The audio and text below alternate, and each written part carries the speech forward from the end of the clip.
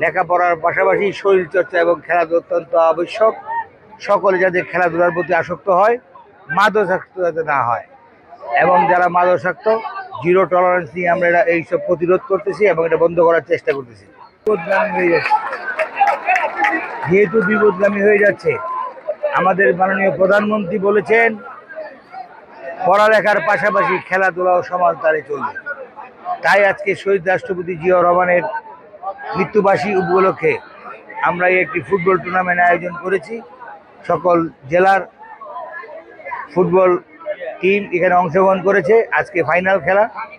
আমি আজকে আমার এলাকার সকল শিশু কিশোর যারা আছে সকলকে বলতে চাই, লেখাপড়ার পাশাপাশি শরীরচর্চা এবং খেলাধুলা অত্যন্ত আবশ্যক।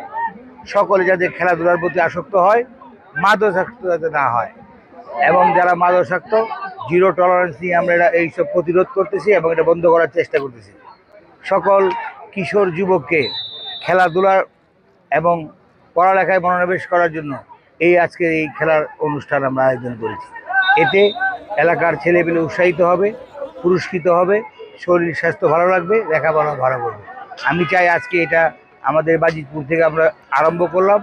এটার একটা উদাহরণস্বরূপ সারা বাংলাদেশে যাতে প্রতিটি উপজেলায় যাতে এরকম আয়োজন করা হয়, যাতে মানুষ এবং শিশু কিশোর ছেলেরা যুবকরা খেলাধুলায় আসক্ত হয়, যাতে মাদকাসক্ত না হয়।